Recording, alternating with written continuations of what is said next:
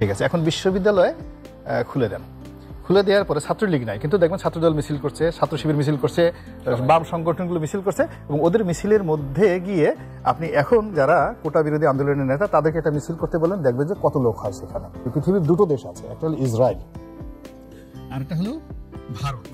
এই দুটো রাষ্ট্র তাদের ইন্টারনাল ব্যাপারে যদি কোনো থ্রেট মনে করে যে আমাদের নির্দেশদের দেশের অভ্যন্তরীণ কোনো সমস্যার সৃষ্টি হচ্ছে তৃতীয় কোনো দেশের মাধ্যমে, সেটা ব্রাজিল হোক, পোল্যান্ড হোক, আয়ারল্যান্ড হোক, সেই দেশে সরাসরি সে হামলা চালাতে পারে। এই যে এখন যিনি পররাষ্ট্র মিস্টার তৌহিদ উনি আছেন, উনি যদি খালি ডিপ্লোম্যাসি নিয়ে আগামী 1 বছর পড়াবেন, মানে শাহরিয়ার আলম আর হাসান মাহমুদ এবং দীপুমণি যারা ছিল তারা 1 বছরে প্রশ্ন করার মতো যোগ্যতা অর্জন করেনি, এই ধরনের যোগ্যতা তারা আছে।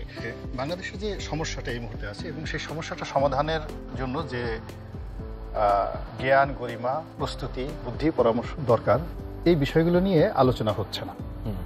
বিপ্লব, প্রতি বিপ্লব, আশা আকাঙ্ক্ষা, বিভিন্ন কথাবার্তা বলে সরকারকে বিব্রত করা হচ্ছে এবং বিভিন্ন রকম ধোঁয়াশা সৃষ্টি করা হচ্ছে। আমি শুধুমাত্র আপনাকে একটা জিনিস বলতে চাই যে ধরুন ইরানে যখন রেজা শাহ পাহলভি ক্ষমতাতে, তখন গণতন্ত্রের জোয়ার আসলো এবং মুসাদ্দেক নামক একজন লোক গণতান্ত্রিকভাবে নির্বাচিত হলো, এবং উনি নির্বাচিত হওয়ার পরে এই আমেরিকার বুদ্ধিতে তাকে যখন ক্ষমতাচ্যুত করা হলো, সেখানে সেনাবাহিনীর বিদ্রোহ হয়ে গেল। ঠিক এরকম বাংলাদেশের মধ্যে বিদ্রোহ হয়ে গেল। রেজা শাহ পাহলভি দেশ থেকে পালিয়ে গেলেন। পালিয়ে যাওয়ার পরে আমেরিকা তাকে রাখলেন এবং ওখানে আর একটা কাউন্টার প্রতি বিপ্লব ঘটিয়ে রেজা শাহকে কিন্তু আবার ওই ইরানে পাঠানো হয়েছিল। তো সেই 50-এর দশকের সেই ব্যর্থ বিপ্লবের অভিজ্ঞতা নিয়ে ইরানের যারা জনগণ, তারা আবার 79 সনে দ্বিতীয় যে রেভলিউশনটা করেছিল, সেখানে মোহাম্মদ যে খমেনি, মানে সে খামেনি তাকে তিনি ক্ষমতায় এলেন। তো এই সময়টাতে যেটা করেছিলেন তিনি খামেনি, সেটা হলো ছাত্ররা যখন অভ্যুত্থানটা করলো, এই যে আহমেদিনেজাদ যিনি পরবর্তীতে সভাপতি ছিলেন, হি ওয়াজ দ্য স্টুডেন্ট কাউন্সিলের ছাত্র নেতা, এবং তার নেতৃত্বে ছাত্র বিপ্লব হয়েছিল একেবারে অ্যাজ ইট ইজ আমাদের এই কোটা বিরোধী আন্দোলনের তেহরান বিশ্ববিদ্যালয়। যখন আন্দোলনে তারা চেয়েছিল কিছু দাবি দেওয়া, কিন্তু দেখা গেল সরকারের পতন হয়ে গেছে, তখন বিশ্ববিদ্যালয়ের ছাত্ররা বললো যে এই সফল জিনিসটা তো আমরা সামাল দিতে পারবো না, ইরান যে হিস্ট্রিক্যালি ভেরি বিগ কান্ট্রি, আমেরিকাকে সারা জীবন টেক্কা দিয়েছে। তখন তারা করলো কি, রাজনৈতিক সংগঠন তারা শুনলো, এবং এই যে মানে যে খোমেনি, আয়াতুল্লাহ খোমেনি সে অনেক জনপ্রিয় লোক কিন্তু দেশের মধ্যে ছিল, কিন্তু ছাত্ররা কিন্তু তাদের কাছে না গিয়ে যাদের সংগঠন আছে, রাজনৈতিক সংগঠন আছে, সেই সংগঠনের মধ্যে এই ফ্রান্সে নির্বাসিত অবস্থায় ছিল, তাকে এই গণ অভ্যুত্থানের মধ্যে, মানে যখন গণ অভ্যুত্থান একেবারে যেই দিন মানে ফাইনাল হয়ে গেল, ওই দিনই কিন্তু আয়াতুল্লাহ খোমেনিকে প্লেনে সেখানে ল্যান্ড করেছিল। তো আপনি বুঝেন this is the political maturity. এখন আমাদের দেশে যেটা হলো যে ধরুন আমাদের যদি এমন কোনো আয়াতুল্লাহ খোমেনি থাকতো যিনি কিনা 5 তারিখ, আগস্ট মাসের 5 তারিখ সকাল 9টার সময় এয়ারপোর্টে আসতেন, যদি 5 তারিখে এয়ারপোর্টে আসতেন, তাহলে রাজনৈতিক নেতৃত্বের হাতে ক্ষমতাটা থাকতো।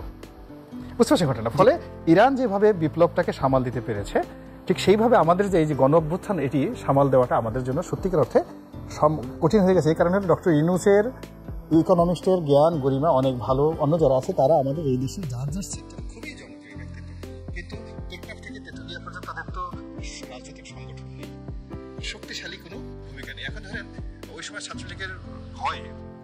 ছাত্রলীগের ভয়ে কেউ সবাই গর্তে লুকিয়েছিল, যে এই সাধারণ ছাত্ররা লুকিয়ে এলো, শিবিরের লোক, ছাত্রদলের লোক, তারা মুখে ঘুমটা দিয়ে এই সাধারণ ছাত্রদের মধ্যে মিশে গেছে। এখন বিশ্ববিদ্যালয় খুলে দেন।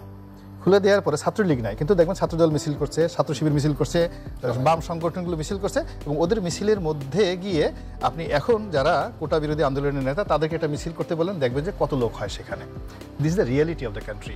তো এখন যে বাস্তব অবস্থা আমাদের দেশে দাঁড়িয়েছে, সেটা হলো এখন আমাদের দেশে সত্যিকার অর্থে মানে আছে যে ব্রিদিং স্পেসটা আমরা দিচ্ছিলাম, তার সঙ্গে সঙ্গে যে আন্তর্জাতিক যে সমস্যাগুলো উনি বললেন, আমি মনে করি যে আমেরিকা যে দেশের ব্যাপারে সিদ্ধান্ত নিয়েছে এবং খুব বেশি আদর যত্ন করার চেষ্টা করেছে, সেই দেশটা সর্বনাশ ঘটেছে। ইরাক, লিবিয়া, সিরিয়া থেকে আরও অনেক দেশ, এমনকি আফগানিস্তান, এমনকি পাকিস্তান। আবার ভারতও বেশি বার কারো বন্ধুত্ব হয়ে গেলে কি সর্বনাশ হয় তার বাস্তব প্রমাণ শেখ হাসিনা এবং আওয়ামী লীগ। তো সেই ক্ষেত্রে এখন যারা আছেন তাদেরকে যে কাজটি করতে হবে, আমি ভারতের সমস্ত রাজনীতিবিদদের, পলিটিশিয়ানদের ভাষণ শুনতেছিলাম যে অ্যাবাউট বাংলাদেশ ক্রাইসিস। আমার কাছে যেটা মনে হলো যে এই সময়ের সবচেয়ে আলোচিত যিনি mister Shashi Tharoor, one of the most brilliant political analyst, মানে কংগ্রেস নেতা নয়, তার পরিচয় হলো পলিটিক্যাল অ্যানালিস্ট। তার সামনে কথা বলার মতো পৃথিবীতে খুব কম লোক আছে। তো তিনি যেটা বলছেন যে ডক্টর ইউনূসের ভালো মানুষই নিয়ে, তার নেম ফেম নিয়ে কোনো আমার কোনো বক্তব্য নেই, সে খুবই অ্যাট্রাকটিভ, এমনকি তার সমপর্যায়ের লোক ইন্ডিয়াতে নেই। কিন্তু সমস্যা হচ্ছে যে ইন্ডিয়ার সাথে আমার সাথে যে সম্পর্ক আছে ভারতের, আমাদের 2-3টা জায়গাতে ভয় আছে বাংলাদেশ নিয়ে। অর্থাৎ সেখানে জঙ্গিবাদ মাথা নাড়াচাড়া দিবে, সেখানে হিন্দুদের উপর যদি সেখানে অত্যাচার হয় সেটা আমাদের দেশের এখানকার সংহতি নষ্ট করে, বিশেষ করে 7 সিস্টারে।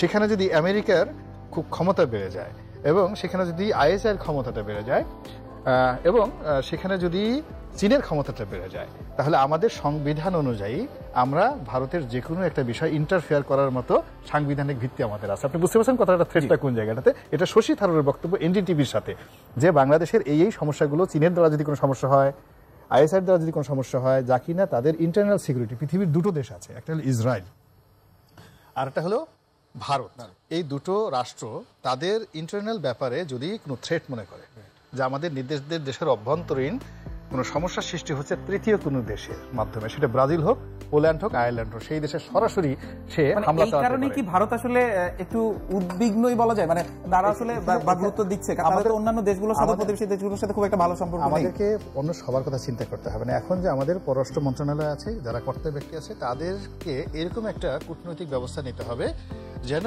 ভারতের যে এখন অবস্থান, তাদেরকে কান চুলকানোর সুযোগ দেওয়া যাবে না। তাদের সাথে একটা সত্যিকার অর্থাৎ দক্ষতা, ইফেক্টিভ একটা ডিপ্লোম্যাসি আমাদের গড়ে তুলতে হবে। আমাদের বাংলাদেশে কিন্তু অনেক লোক ইতিমধ্যে নেমে গেছে বায়তুল মোকাররম উত্তর গেটে, দক্ষিণ গেটে। সেই ডিপ্লোমেসি গড়ার ক্ষেত্রে সেই যোগ্য সম্পন্ন ব্যক্তি আছে কিনা? না, তহিদ সাহেব একজন ঝানু পলিটিশিয়ান, যাকে বলে ডিপ্লোম্যাট। তার সাথে এখন যিনি পররাষ্ট্র দপ্তরে আছেন, আমাদের এই গত 20 বছরে যে সমস্ত মন্ত্রী হয়েছেন, বিশেষ তাদেরকে যদি নিয়ে 1 বছর পর্যন্ত পড়াতে পারেন, ডক্টর হাসান মাহমুদকে যদি আগামী 1 বছর যাবত সামনে খালি পররাষ্ট্র নীতি নিয়ে, এই যে এখন যিনি পররাষ্ট্র মিস্টার তৌহিদ উনি আছেন, উনি যদি খালি ডিপ্লোম্যাসি নিয়ে আগামী 1 বছর পড়াবেন, শাহরিয়ার আলম আর হাসান মাহমুদ এবং দীপুমণি যারা ছিল, তারা 1 বছরে প্রশ্ন করার মতো যোগ্যতা অর্জন করেনি। এই ধরনের যোগ্যতা তারা আছে। এখন যে লোক সালেহ আহমেদ ব্যাংকে যিনি হয়েছেন, বাংলাদেশ ব্যাংকে ওনার one of the best and finest economist in the country, এখন এই মানুষ তো একা পারবেন না। আমরা যারা আছে আমরা তো তাদের